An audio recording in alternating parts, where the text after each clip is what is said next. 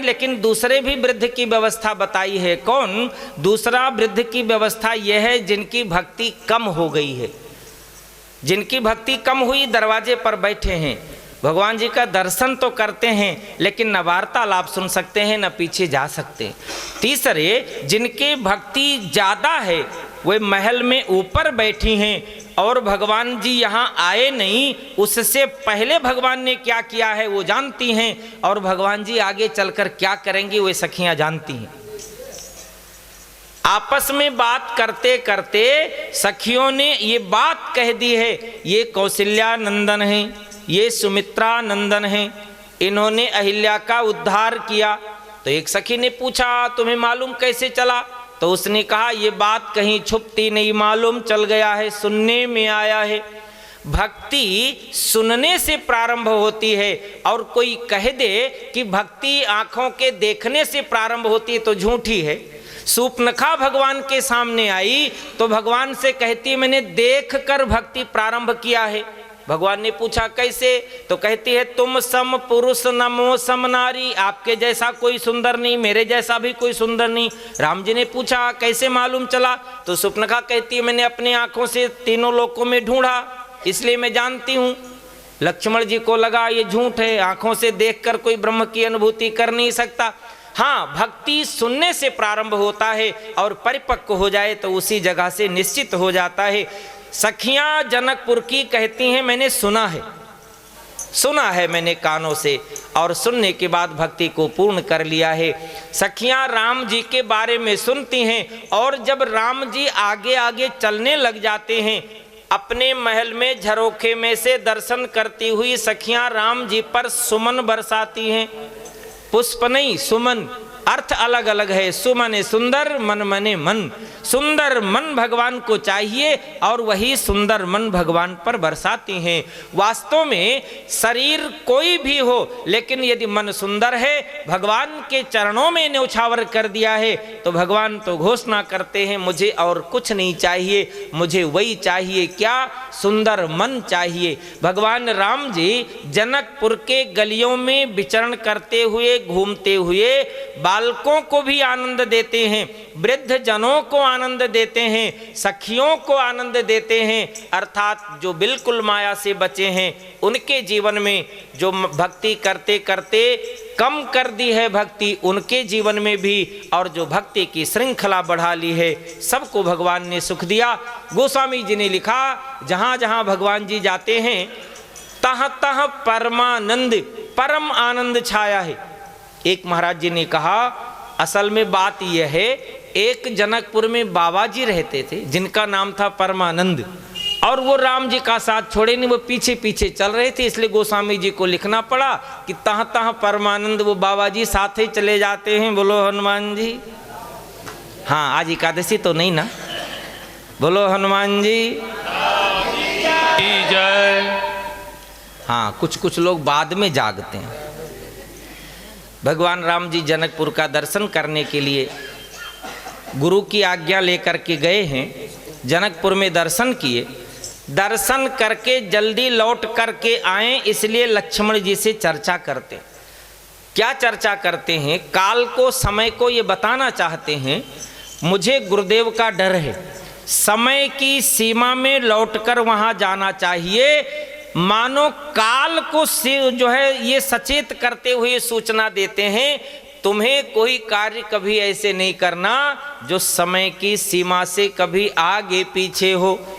जासु त्रास डर कहूँ डर होई, जिनके डर से डर भी डरता है। जासु त्रास डर कहूँ डर होई, भजन प्रभाव दिखावत सोई।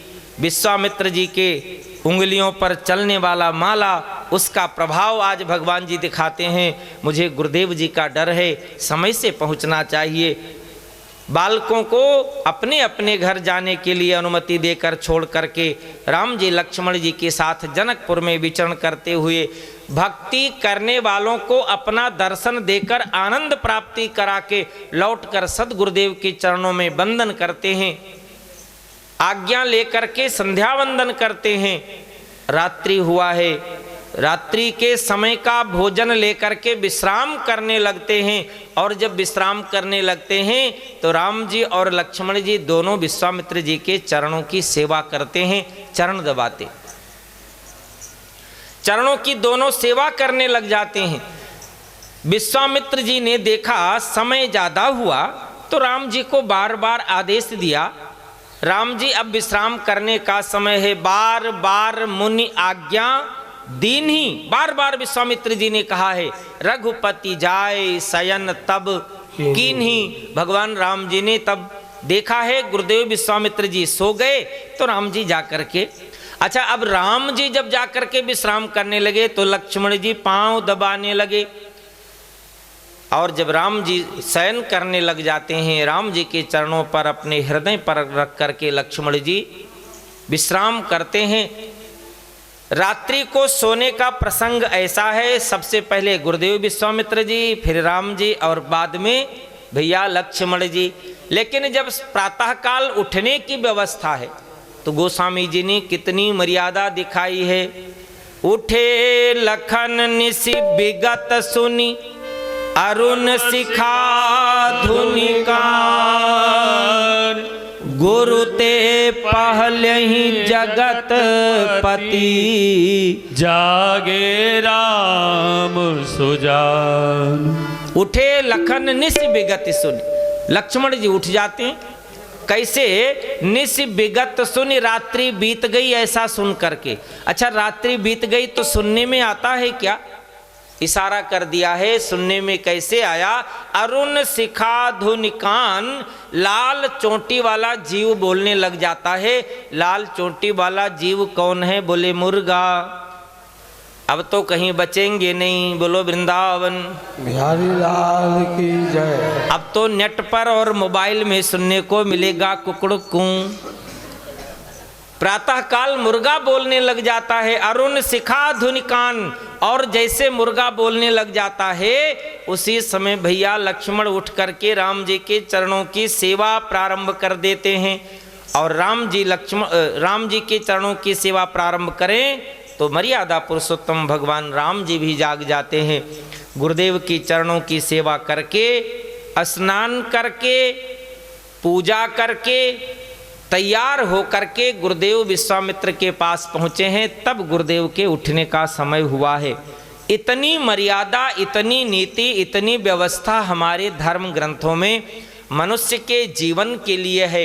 यदि ये समस्त व्यवस्था हमारे आपके जीवन में हो, इन व्यवस्थाओं के आने के बाद यदि भगवत भक्ति ना आए, इन व्यवस्थाओं के आने के बाद हृदय कपट से रहित ना हो, इन व्यवस्थाओं के आने के बाद हृदय में आनंद की अनुभूति ना हो, तब धर्म ग्रंथों से शिकायत करना। लेकिन वास्तव में व्यवस्था को अपनाएं ना और हम अंत में परिणाम वही चाहें, संभव नहीं हो सकता है। संभव तभी है जब समस्त व्यवस्थाओं को पहले अपने जीवन में अपनाएं, बाद में परिणाम अपनाने की जरूरत नहीं, मांगने की जरूरत नहीं, स्वतः वो व्यवस्था जीवन में आकर के मिल जाएगी। गुरुदेव विश्वामित्र जी भी स्नान करके पूजा के लिए तैयार हुए। आज मर्यादा पुरुषोत्तम प्रभु राम जी ने गुरुदेव की पूजा की सामग्री लेकर के आनी है। और उस पूजा की सामग्री में शायद गुरुदेव विश्वामित्र जी भी जानते हैं, मेरे पूजा की सामग्री के साथ साथ इस सृष्टि में मुझ जैसा यश किसी को मिलेगा नहीं। और उसी यश की प्राप्ति के लिए मर्यादा पुरुषोत्तम राम जी को भेज देते हैं। कहाँ? पूजा की सामग्री में क्या लेकर के आना है? पुष्प वाटिका से पुष्प लेकर के आना है। और राम जी पुष्प वाटिका में पुष्प लेने के लिए जाते हैं। गोस्वामी जी ने सबसे श्रेष्ठ पावन प्रसंग भक्ति के माध्यम से पुष्प वाटिका का प्रसंग लिखा है। राम जी पुष्प वाटिका में प्रवेश करते हैं। जैसे प्रवेश किया, एक नहीं दो नहीं, न जाने कितने माली गण हैं। और वाटिका कैसी है? जहां 12 महीने बसंत ऋतु टिका हुआ है, वहां से जाने का नाम नहीं लेता।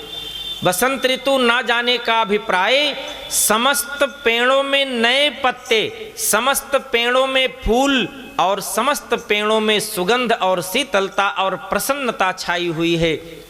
भगवान राम जी प्रवेश करते हैं, चारों ओर से माली गण का समूह चला आता है। आज माली गण आपस में बात करने लगते हैं। कल जो राम जी लक्ष्मण जी जनकपुर में विचरण करने आए थे, हम लोगों को दर्शन करने का सौभाग्य नहीं मिला था।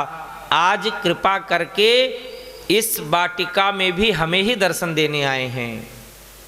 चहुदिश चितय पूछ माली गण, चारों ओर मेरे राम जी ने देखा, दूर दूर से माली गणों का समूह राम जी के पास चला आया।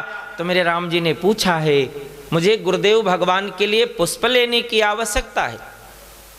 संतों ने कहा है, लक्ष्मण जी कहने लगे, भैया हम तो राजा के मेहमान हैं, पूछे चाहे न पूछें, हम तो तोड़ लें, माली को क्या जरूरत है।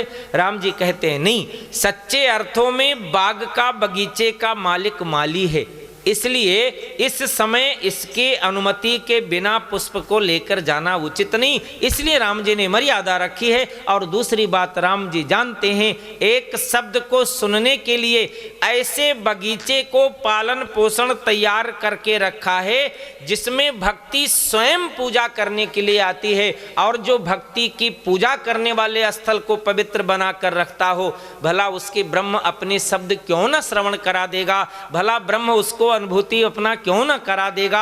आज भगवान जी ने जब पूछा है, मालीगण प्रसन्न हो जाते हैं और एक प्रार्थना करते हैं, भगवान आप एक कृपा करें, आप बैठे रह जाएं, हम सभी लोग पुष्प तोड़ करके लेकर चले आते हैं, आपको दे देते हैं।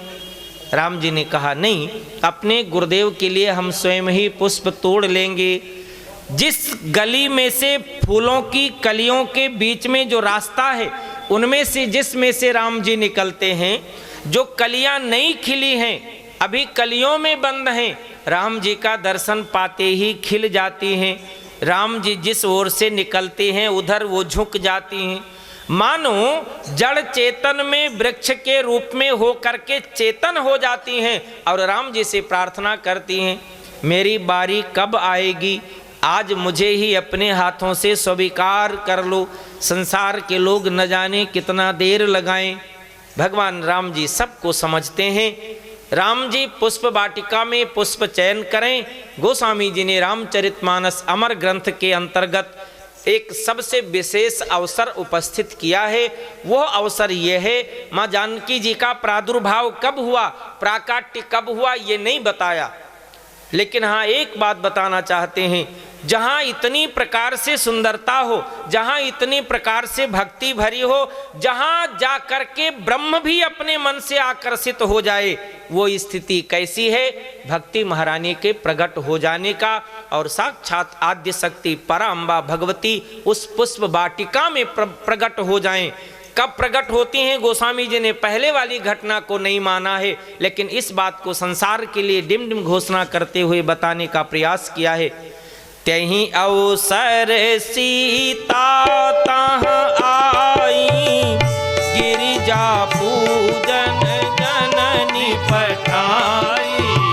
त्यहीं अवसर सीता तहाँ आई, गिरिजा पूजन जननी पठाई। वही समय है, त्यहीं अवसर, वही समय है, गिरि त्यहीं अवसर सीता तह आई।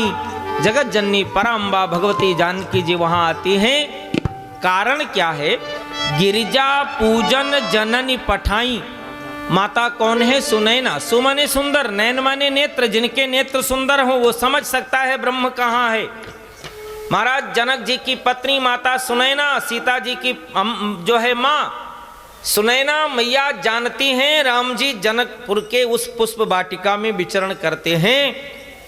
उसी वाटिका में माता पार्वती जी का मंदिर है। पूरा राज परिवार पराम्बा गौरी जी की उपासना करे, लेकिन आज राम जी उसी वाटिका में हैं, इसलिए माता सुनैना ने माँ जानकी जी को गिरिजा पूजन जननी पठाई। माता सुनैना ने पार्वती जी की पूजा के लिए भेज दिया है। क्यों? आज पार्वती जी प्रसन्न हो जाएंगी, मेरे नेत्रों ने देखा है, मेरे नेत्रों ने देखा है, मैं जानती हूँ।